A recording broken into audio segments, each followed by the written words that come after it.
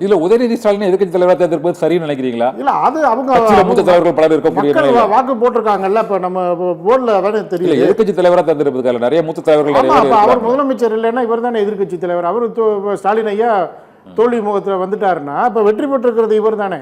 திமுகவோட முகம் அவர் தானே இருக்கிறார்.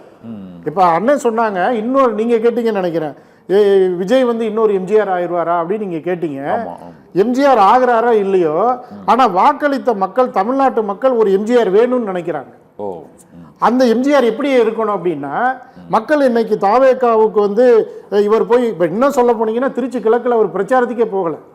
பிரச்சாரத்துக்கே போகாம இன்னைக்கு வெற்றி பெற்றதை அறிவிச்சிருக்கிறாங்க. அப்படின்னா மக்கள் வாக்காளர்கள் எதை உள்வாங்குறான்னா எளிமையை உள்வாங்குறாங்க. அதாவது உணர்ச்சி எளிமையா இருக்கிறாங்க. இல்ல, தமிழக மக்கள் விரும்புறாங்க அதை. தமிழக மக்கள் உணர்ச்சி வசப்படக்கூடிய வாக்காளர்கள் அந்த மனநிலையில் இருக்காங்க. எந்த ஆட்சி வந்தா நமக்கு யாராவது நல்லது செய்ய மாட்டாங்களான்னு ஒரு ஏக்கத்தில் இருக்கிற இந்த மக்களுக்கு வாக்குறுதிகளும் இந்த மாதிரி விளம்பரமும், பிரபலமான ஒரு தமிழ் நடிகரா இன்னைக்கு தாவேகா தலைவர் இருக்கிற சூழ்நிலையில அவர் சொல்ற அந்த செய்திகள் வந்து மக்கள்கிட்ட வந்து பயங்கரமா ரீச் ஆயிருக்கு. அதோட விளைவுதான் இந்த வாக்கு. தமிழக அரசியல் களமானது இரண்டு இளம் நடிகர்களிடையே செல்லக்கூடிய சூழ்நிலை இப்போதைக்கு ஏற்பட்டிருக்கு. தேர்தல் முடிவை பார்க்கும் போது ஒருவேளை விஜய் இப்போ அறுதி பெரும்பான்மையை பெற்றோ அல்லது மற்ற கூட்டணி கட்சிகளிலிருந்து விலகி வந்தவர்களின் ஆதரவோடு ஆட்சி அமைக்கிறார் என்றால், அங்கு விஜயும் உதயநிதி ஸ்டாலினும், விஜய் முதலமைச்சர், உதயநிதி ஸ்டாலின் எதிர்க்கட்சி தலைவர் என்ற அளவில் அது அந்த அரசியல் போக்கு செல்வது ஆரோக்கியமானதா நினைக்கிறீங்களா, இல்லைன்னா அது சரியான தவறான செயல்பாடுதான் நினைக்கிறீங்களா? இல்லை, ஆரோக்கியமான அரசியல் தான் அது. எப்படி பார்க்குறோம் அப்படின்னா, இந்த தேர்தல் முடிவில் இந்த குடும்ப வாரிசு அரசியலுக்கும் மக்கள் ஒரு எதிர்ப்பு தெரிவிச்சிருக்காங்க. அது ஒன்று மட்டுமே காரணம் சொல்லிட முடியாது. குடும்ப அரசியல் என்கிற ஒரு புள்ளி மட்டுமே இல்லை சார். இப்போ வந்து இப்போ ஒரு சாம்பார் வைக்கணும் அப்படின்னு வச்சுக்கிங்கன்னா பருப்பு மட்டும் இருந்தால் சாம்பார் வச்சிட முடியுமா? பருப்பு, உப்பு, காரம் எல்லாமே இருந்து தானே அந்த சாம்பார் உருவாகுது. அப்போ இந்த குடும்ப அரசியல் ஒன்று மட்டுமே சொல்லக்கூடிய ஒரு வாதம் என்கிறது எப்படின்னா, இந்த எதிர்க்கட்சிகள் வைக்கக்கூடிய வாதங்கள் தான் இருக்கும். இப்போ பிஜேபியினுடைய அவங்க இருக்கட்டும், ஏடிஎம்கேவா இருக்கட்டும், இவங்க வைக்கக்கூடிய வாதம் தான் குடும்ப அரசியல். அது ஒன் ஆஃப் த பார்ட் தான் அது. அப்போ எப்படின்னா, நீங்க சொன்ன மாதிரி வந்து விஜயும் வர்றாரு, இவர் உதயநிதியும் வர்றாரு அப்படிங்கிற அந்த அரசியல் இருக்குது. ஏன்னா போத் ஆர் யங்ஸ்டர்ஸ். இவரும் ஒரு 45 இருக்கிறார், அவரும் 50, எல்லாமே அந்த ரேஞ்சில் தான் வருது.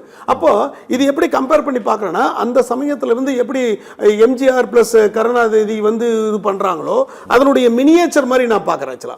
அப்போ எப்படி பார்க்கறேன்னா, மக்களும் விழிப்புணர்வா இருக்கிறாங்க. மக்களும் வந்து கலைஞர் நடிகர்கள், இவருக்கு ரெண்டு பேருமே நடிகர்களான கலைஞர் நடிகர்கள் இல்லைன்னா அவர் எழுதின வசனங்களும் அவர் எழுதின சினிமா துறையும் அது வந்து திரைத்துறையிலிருந்து தான் வர்றாரு. அவரு கூட நடிக்கல, ஃபுல் நடிப்பு இல்லைன்னா கூட திரைத்துறை. ஏன்னா அவருடைய வசனங்களால எம்ஜிஆர் இயக்கப்பட்டார்ல, அது ரொம்ப முக்கியம். அது நம்ம சிவாஜியும் இயக்கப்பட்டார், அவருடைய வசனங்கள் பெரிய தாங்கி நின்னுச்சு. அப்போ அந்த ஒரு கம்பேரிசன்ல பார்க்கிறேன். இது எப்படி பார்க்கறாங்கன்னா, மக்கள் வந்து முன்ன இருந்த மாதிரி மக்கள் இப்ப இல்ல, அந்த மனநிலையில் இல்லை. எம்ஜிஆர் அந்த காலத்துல இருந்தப்ப மக்களுடைய மனநிலை மாதிரி ஒட்டுமொத்தமா ஒரு குதிரைக்கு கடிவாளம் போட்ட மாதிரி கிடையாது. இப்ப என்ன விரும்புறாங்க அப்படின்னா, இந்த ரெண்டு கட்சிகளும் இவ்வளவு காலம் இருந்துருச்சு, ரெண்டு கட்சியும் ஊழல் கட்சியாவே இருக்குது, பிரச்சனையாவே இருக்குது. ஒரு மரியாதை கொடுக்க மாட்டேங்கிறாங்க, மதிப்பு கொடுக்க மாட்டேங்கிறாங்க. ஆனா போனோம்னா ஒரு பிரச்சனையை கேட்க மாட்டேங்கிறாங்க. ஒரு என்ன சொல்றது, ஒரு முதலாளித்துவ இதுல எண்ணத்தில் இருக்கிறாங்க, நான் எஜமா அப்படிங்கிற எண்ணத்தில் இருக்கிறாங்க. மாற்று ஒன்று வேணுப்பா, யாரு பார்க்கலாம் தேடி தேடி பார்க்குறாங்க. ஒவ்வொரு கட்டத்திலும் ஒவ்வொரு தலைவர்கள் வந்து வருகிறார்கள், போகிறார்கள். கடைசியில் பார்த்தா இவர் ஒரு கவர்ச்சியா இருந்தாரு, ஒரு லேட்டஸ்ட் ட்ரெண்டில் இருக்கிறாரு, சரி இவர் செய்வாரு அப்படின்னு சொல்லிட்டு மாறி அதிமுக என்ன ஆகும்? அதிமுக வந்து இருக்கும், அதிமுக கண்டிப்பா இருக்கணும். ஏன்னா எப்படி இருந்தா அப்பதான் விஜய்க்கும் ஒரு செக்கு, இல்லைன்னா விஜய் வந்து தாறுமாறி போயிடும்.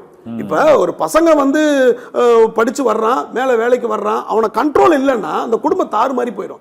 அதிமுக இருக்கணும், திமுகவும் இருக்கணும், அப்படி இருந்தா விஜயும் இருக்கணும். அப்படி யாருமே ஆட்சி வர முடியாது பாருங்க.